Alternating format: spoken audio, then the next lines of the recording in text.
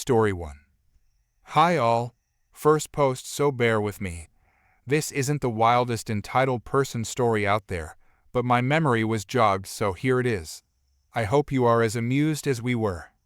This happened about 20 years ago. I was a tour guide in Salem, Mass for many years. For the majority of the time I worked at the New England Pirate Museum. Yes, I got paid to dress as a pirate every day. Awesome job. The best part about this job is that our boss owner has been in the tourism industry for over 40 years and has no time for entitled people and always had our backs. Now this day was pretty normal for early October, insanely busy time in Salem. October is crazy. The museum entrance is rather small and we had a line literally half a block down the road. Wonderful people waited patiently in line, many of whom had been there about half an hour. We pirates entertained them as we could.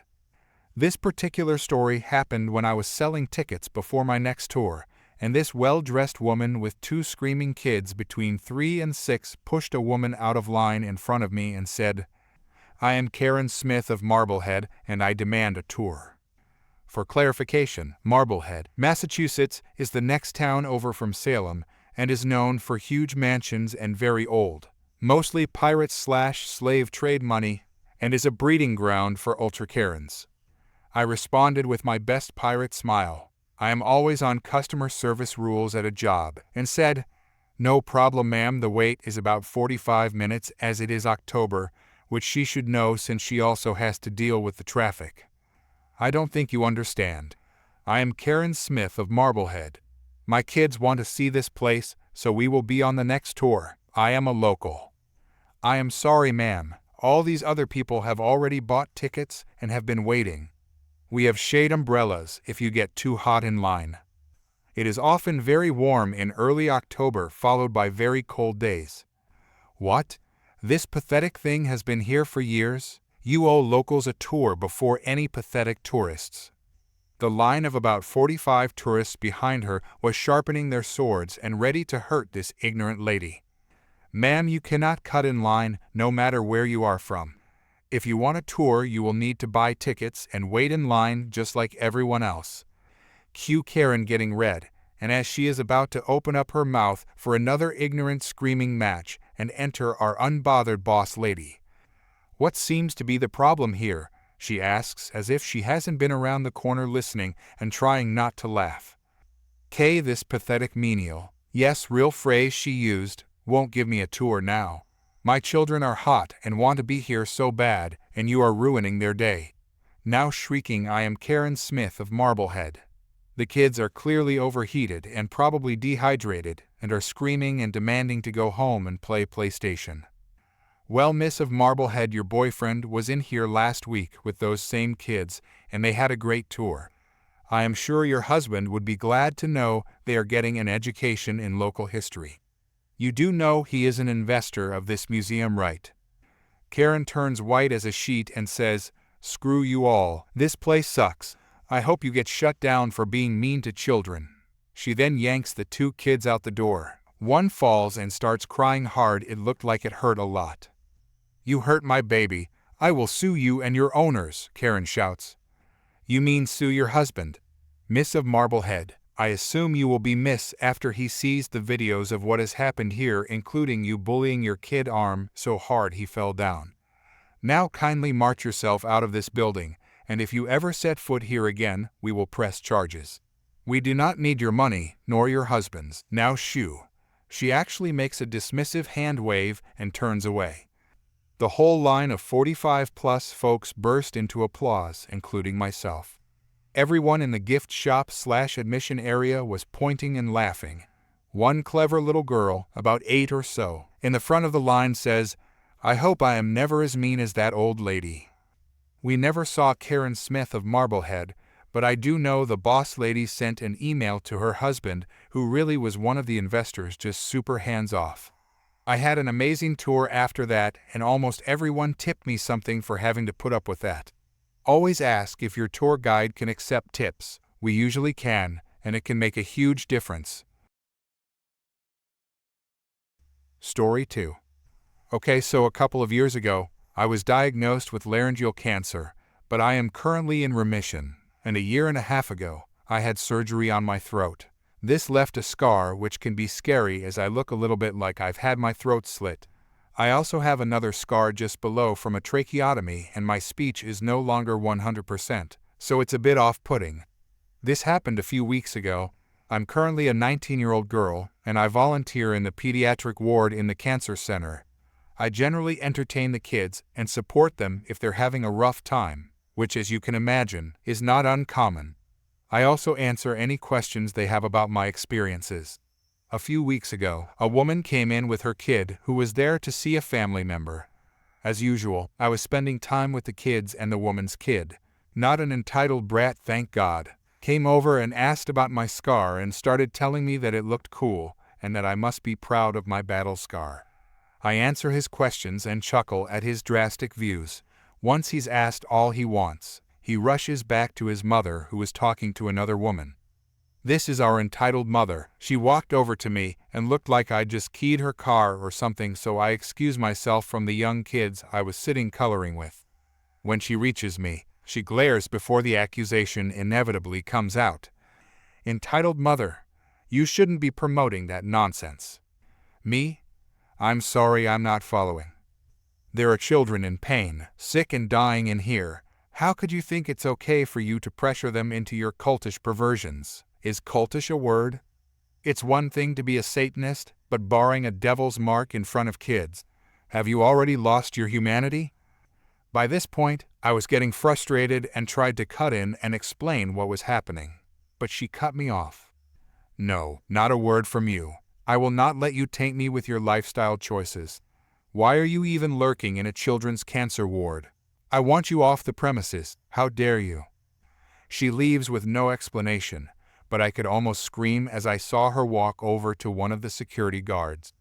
The security guard walks over. I want this woman taken off of the hospital grounds. She has snuck in here to spread her poisonous beliefs into the kids' minds. The security guard looks unsure and thankfully asks me for my side. I politely explain to him that I am a patient at the adult ward and also a volunteer worker with the children. I also showed him my visitor's badge. I then have to explain that the scar on my neck isn't from a cult and actually a surgical scar. The security guard then tells the entitled mother that she can either get on with her business and leave me alone or she will be the one escorted out. The entitled mother resigned and walked off and I assumed that was it. But she came back later with a different security guard and told the same nonsense and tried to pass off the picture of roses I was helping a girl draw off as satanic symbols. Thankfully, the original security guard noticed and she was forced to leave. The rest of my day was fantastic. Story 3. Something someone said to me today reminded me of this tale, and I thought some of you would appreciate hearing it. So, this is my grandmother's story. My family has been telling the tale for decades.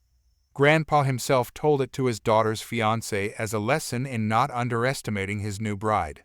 Grandma told it slightly differently to my mom when she and my father were engaged. This is somewhere between the two versions. It's a lesson in be careful what you wish for, as you just might get it. Personally, I've always thought that it was hilarious. My grandparents were very old school. Grandpa got a job working for John Deere as a teen and worked his way up the ladder to foreman, then manager.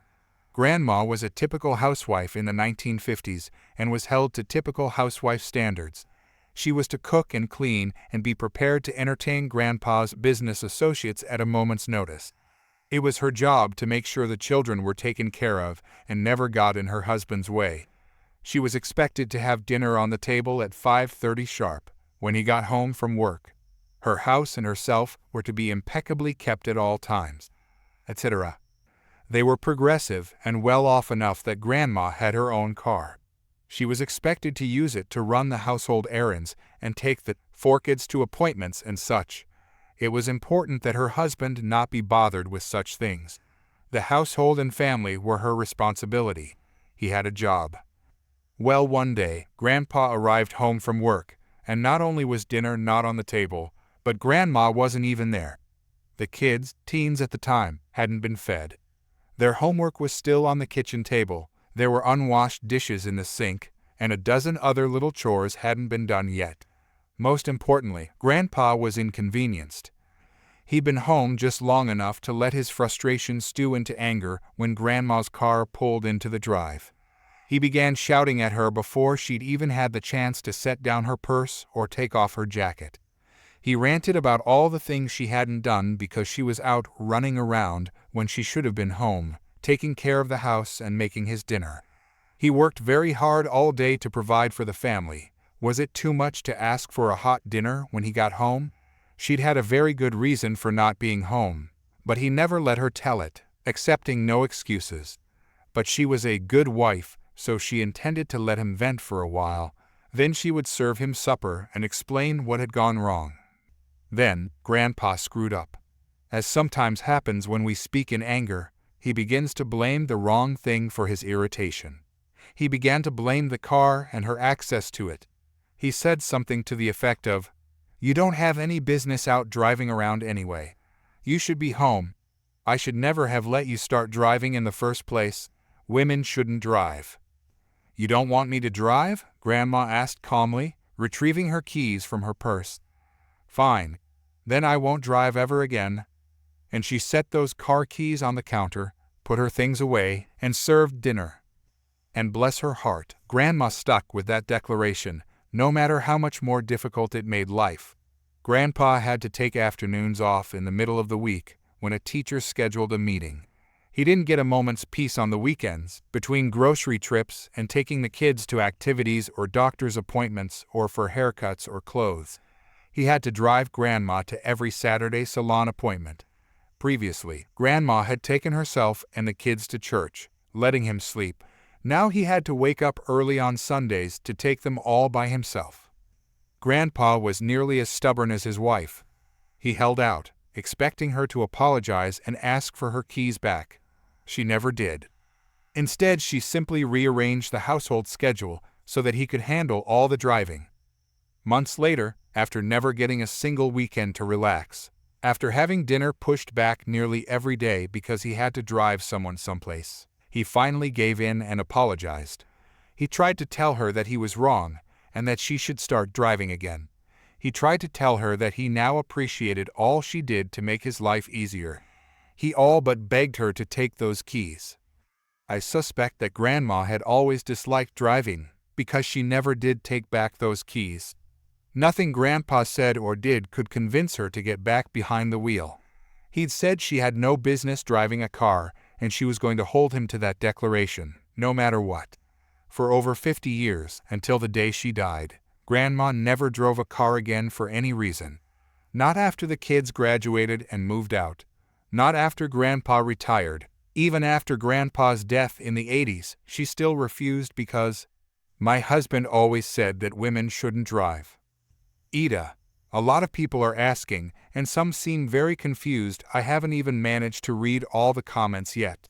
I'm really glad so many liked the story, so I'm copying the answer I gave in one of the comments here. As to the reason for the whole argument and why Grandma was late that day. Sadly, as with the start of most epic arguments between married persons, the details of the triggering cause have been lost to time.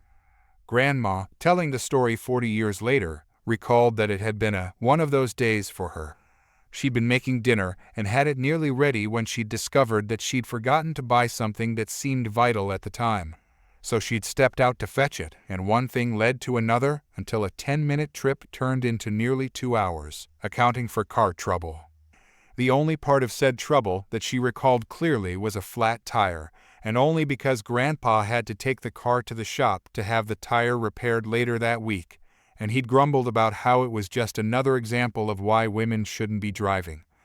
I'd also remind people that this was a completely different era. The argument was 70 years ago now. My grandparents were children of the Great Depression. This comment was actually very accurate. Watch some television from the 40s and 50s, and you'll get a better understanding of the dynamic. My grandparents loved each other dearly for their entire lives. Piecing things together long after the fact, the entire family is pretty sure Grandma never liked to drive. She was less than 5 feet tall, a tiny woman to be sure. Don't forget how cars were built in the 40s and 50s. Grandpa had initially pushed her to get a license, and he bought her a car. Many women of that era never drove or only learned to drive very late in life, when cars got easier to handle. That being said, I do agree that this is hardly the healthiest way to end an argument. However, that was never the intent of the story. Story 4. Our cast, me, my boyfriend's dad. He isn't in the story, but is referenced a few times. Purchased the house for us. And there's the entitled dad, his trash girlfriend, and the cop, the best police officer ever. Such an incredible guy. Went out of his way to help with our case from beginning to end. Shout out to Officer Parker. Backstory: my boyfriend's dad came into some fortune about half a year ago and bought a house for me and my boyfriend. My boyfriend and his dad wanted me very involved in the process, as I have dealt heavily with real estate in the past, so I recommended costs, neighborhoods, specific houses to look at, etc. We settled on a beautiful 3-bedroom, 2-bath. A while ago, my boyfriend sublet a bedroom in our house for only $300 a month to 2 of his very good, or so he thought, friends, a man around the age of 30 and a woman around the age of 21. Those are the entitled dad and the trashy girlfriend. I hated them and had heard terrible things about both of them. They were very rude and entitled, and also both have disgusting criminal records, especially the man. But whatever, I absolutely do not blame my boyfriend for trying to be a good friend. Maybe I had misunderstood these people and I was willing to give them a chance. Also important to note that the entitled dad had 3 kids with a woman that is not the girlfriend, but lost them due to several charges of both child abuse and domestic abuse, trespassing, etc. It took maybe a week before the trashy couple started getting very entitled.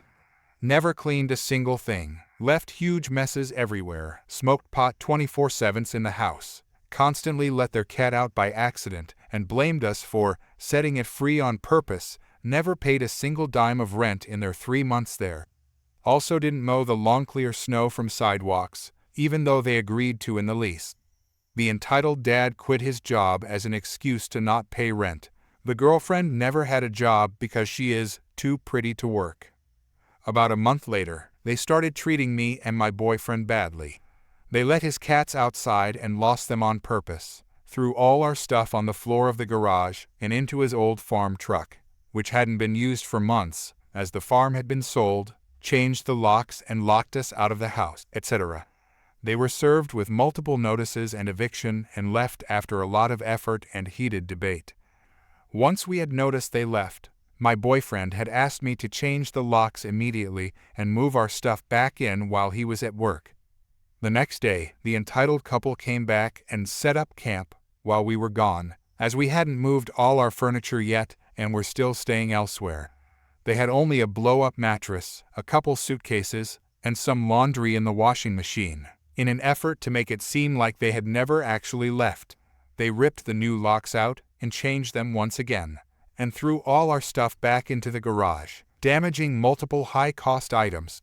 We talked with a cop and his partner, and they agreed that once an evicted tenant leaves, they can be charged for trespassing, breaking and entering if they return, even if they still have a key.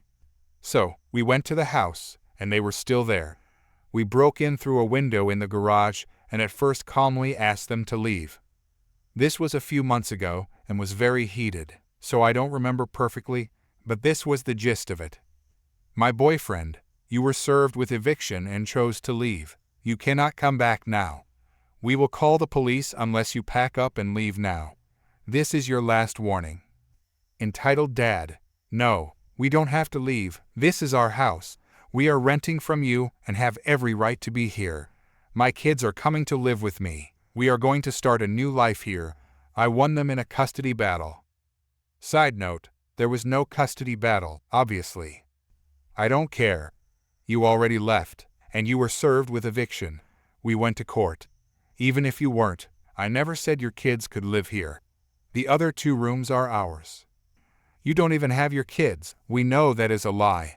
No court would give you custody over them when you have no job or residence. Yes, I was a bit of a jerk. This eviction had been going on for months, and I was sick of it.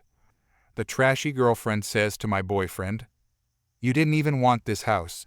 Your dad only bought it for you because you're spoiled and this dumb brat wanted it. Just let us live here. We walked outside and called the cops. They came immediately as it was a slow Saturday. They went inside and started assessing the situation. They were obviously scared, as they were both on probation and in possession of numerous drugs that are illegal in our state. Cops looked around, and it was obvious to them that they had moved and only came back to be jerks. The following conversation is edited a bit, as the entitled dad kept interrupting the cops, so I'm leaving out a few of the things he said, so that it can actually be readable. Cop: So, you were evicted. You left and the owner changed the locks and moved his property back in, correct? No, I didn't change the locks. I just took theirs off and put our old ones back on. So you did change the locks? Well, yes, but not really because... Cop interrupted. Yes or no, you changed the locks? Technically, but... Yes or no, only. Yes. Clearly you moved out. I have all of the paperwork for notices and evictions served to you. You have no right to be here now. Pack up your stuff and leave. We didn't move out. We just removed all our stuff and took it to a storage unit. They don't even need the house. That dude didn't even want it. That dumb witch did. I have 3 kids. They will be homeless now. No, you do not. I know your record. Grab your things and leave now. The entitled dad starts screaming, getting in the cops' faces and making violent hand motions. I'm leaving a few bits of text out here, as it was just pointless and mostly incoherent yelling from the jerk. The cops had had enough. Cop: Get your stuff and leave now. You're coming with me. No, the court hasn't ruled on it yet. We don't have to leave. True, the court hadn't ruled on it yet. But in our state, if a tenant served with eviction leaves, they cannot come back, even without a court order. Cop: I know the case. I know the law.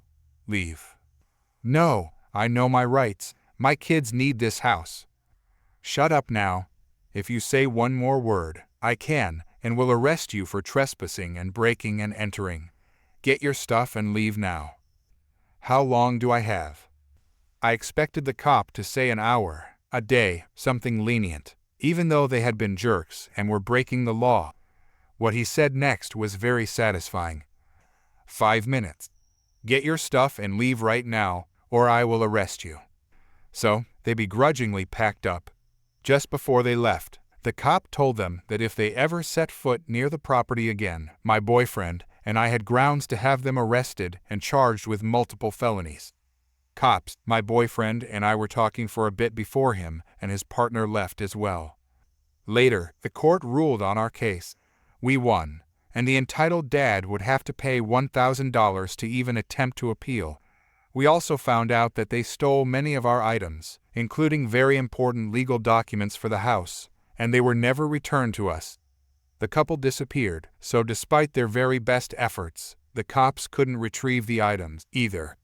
This was many months ago, and we are still recovering from it and repairing the house. Story 5. I'm not a troubled teenager. I'm not living with my parents, and I don't act out in any way. I'm saying that to put this into perspective, that I'm not some troubled teen who behaves in a way that would tempt their parents to read through their journal. I am a 21-year-old woman, about to graduate with my BBA in a few months, pays my own rent, has a job, in a serious relationship, etc. My mom has broken my trust on several occasions during my youth. My mom believes she is entitled to everything I do, my secrets, my personal life, because she brought me into this world. She pitches a fit when I don't tell her private details about my relationship, and is obsessed over my virginity and if I have given it to my boyfriend or not. Well, I guess she knows the answer to that now because she read my journal a few months back, and I had no idea. In November, I had no job, no money, was doing bad in school, and was dealing with tons of anxiety related to my living situation, paying rent, me future / the works. I have a very strange relationship with the concept of death, and usually use the idea of ending my own life to motivate myself to live my life to the fullest. If you knew your life would end in a year, what would you change today? Think that type of motivation, but a little darker. I was so depressed that I figured I would plan how I would end my life in my journal and make it so realistic that it would force me to make changes. I wrote down who I would give my belongings to when I did it, what the best moments of my life were, etc. If you were a parent and read this about your child, you would be mortified. However, my parents don't understand that I just have a strange way of thinking, and obviously took my planned date of December 31st way too seriously. I understand that this is not a healthy way of going about your life. I'm not looking for mental health advice. I know I have a strange way of looking at things. But at the end of the day, this is my journal for me. Not for my parents, not for my sister, not for my boyfriend. I keep my journal in a secret, very hidden away part of my backpack. I take my backpack everywhere. I take my journal everywhere. I visited my parents over the holidays and went to go hang out with my boyfriend. So I assume this is when my mom took her chance and read through the whole thing. My mom, mortified, told my dad, and my dad, mortified, called my older sister, 30F. I love my sister and I tell her everything about my life. She has always been my favorite person, and she knows how I am. She knows I'm very dramatic and would never hurt myself. She calmed my dad down and told him that I didn't really mean it, and he should not worry, but maybe he should be kinder and less hard on me. I now know that this was the reason my dad randomly sent me a lot of money over the holidays, to try and ease my anxiety about paying rent not having a job. I feel embarrassed and I hate when people worry about me. My dad phrased this as me leaving a suicide note, which scared my sister really bad. But they did not mention that it was not a suicide note. It was a journal entry not meant for anyone to know about. Around this time, my mom told me in the car that she knows what I have done and my future husband will not respect me because I am no longer a virgin. I thought it was weird. I've never told my mom I'm having sex. Her confidence in knowing what I have done made me raise an eyebrow. Did she go through my texts? Did she overhear a phone call? As you have probably guessed, I talk about sex in my journal a lot. And now I'm putting the pieces together and obviously she read my journal. I'm frustrated, annoyed, embarrassed, pretty much anything you could think of. My trust in my mom is broken and I don't know what to do. I can imagine a "you should have never brought your journal to your parents' house" comment, which is annoying because even I didn't think my mom would stoop to this level. I don't want to bring this up with my parents, however, because my sister trusted me by telling me about her and my dad's phone call, and I don't want to rehash the situation and/or break my sister's trust. I guess I just want to tell people about this story since I am very frustrated. Story 6. I work for a customer service center, and before COVID I was taking calls for cruise and travel insurance. I would speak with entitled people all the time, but one lady in particular still stands out in my mind. The name has been changed to Karen to protect the guilty. So it's been a rough day, as I listen and sympathize with people's tragedies that are causing them to have to cancel their cruise. Then, just a couple minutes before my lunch, I got a Karen. Now I should mention that the company I work for is in no way affiliated with any cruise line. We just contract labor with the insurance company and have no control over the insurance policy or the decision of the claim. So I give my greeting in an upbeat and cheerful manner because I'm good at my job, and part of my job is to be friendly to people even if I'm feeling lousy. So after the greeting and getting the info to pull up her account, the conversation goes like this. "Yeah, finally, I had to cancel my cruise, so I need to get a refund." Karen says, "I'm very sorry to hear that you had to cancel your cruise, but I would be happy to help you. What was the reason that you had to cancel?" "The state canceled my unemployment, so I need to get the money back."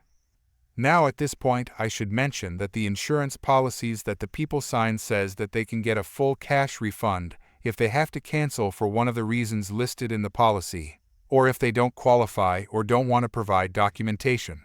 As long as they paid for the plan in time, they can get a cancel for any reason cruise credit equal to 75% of what they paid for the cruise, not including what was paid for the insurance.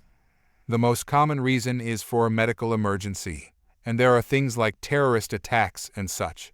Needless to say, just wanting your money back doesn't qualify for a cash refund. So I'm thinking I must have misheard her or something. So after a second's pause to gather my wits, I say, "What did you say was the reason you had to cancel?" Karen, with an audible sigh, says, "I paid for this cruise with the money I got from unemployment, but I just got a letter from them saying I won't be getting any more unemployment money after the end of this month, so I need that money back to pay bills." I was baffled. "Ma'am, I do apologize for the inconvenience. The policy that you purchased has two sections. The first one is the trip cancellation benefit, which offers a full cash refund in the event." "Yes, that's the one I need." "The first one is the trip cancellation benefit, which offers a full cash refund in the event of you having to cancel your trip after you pay for the insurance." "Yes, I told you that is what I need. How soon will I get my money?" "The first one is the trip cancellation benefit, which offers a full cash refund in the event of you having to cancel your trip after you pay for the insurance for one of the reasons listed in the policy. Unfortunately, having your unemployment insurance run out is not one of the reasons listed in." "What? I was told that I could cancel for any reason and get my money back." "There is a cancel for any reason cruise credit equal to 75% of." "No, I need it all back." "Ma'am, I do apologize for the inconvenience. Per the policy, the full cash refund, minus what was paid for the insurance, is only available if we can document that the reason you canceled for is one of the 8 specified reasons. Otherwise, there is the cancel for any reason cruise credit." "A cruise credit? I don't need no cruise credit. I need my money back." "Ma'am, I'm sorry for the confusion, but the policy says that we only offer a cash refund if you have to cancel for one of the specified reasons. Those reasons are?" "So what are those so-called reasons?"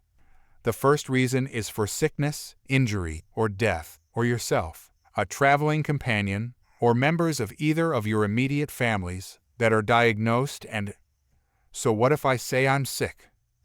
"I'm very sorry to hear that.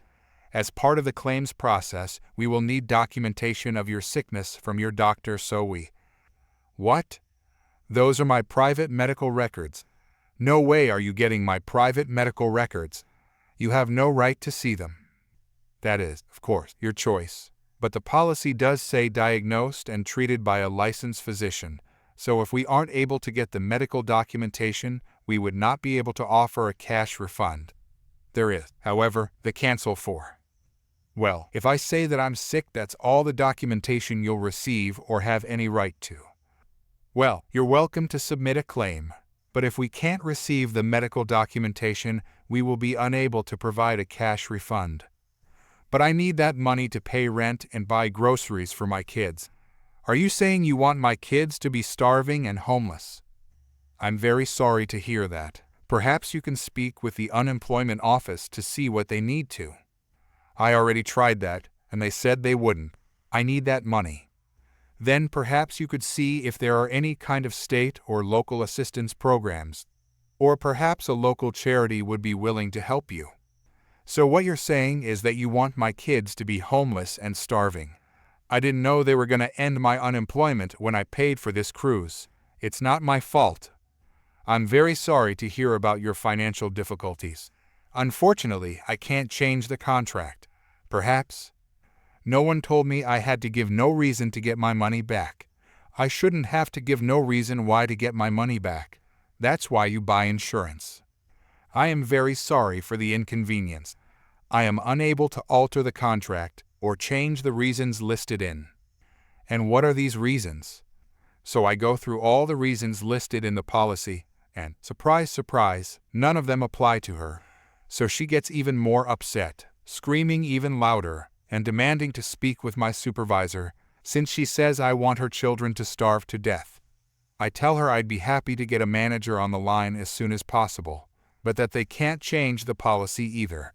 Karen demands to speak with someone who can. I inform her that any changes in the insurance contract would require the sign-off of the entire legal department, which is a guess on my part, and that even then it would apply to new policies, not ones already signed. So she demands to speak with the CEO. Like I have the CEO on speed dial or something. So I offer to submit an escalation to our executive team. Karen, still screeching, tells me she doesn't need no executive team. I didn't ask you for no executive team. I told you to let me speak with the CEO. I tell her that the executive team is the highest level I have access to, and even there I don't get to talk to them, just submit escalation requests. But she says that's not good enough, and demands the CEO's private cell phone number, insisting she knows that I have it. I don't. She keeps threatening to call the cruise line and tell them to fire me. But I keep trying to tell her that I don't work for the cruise line.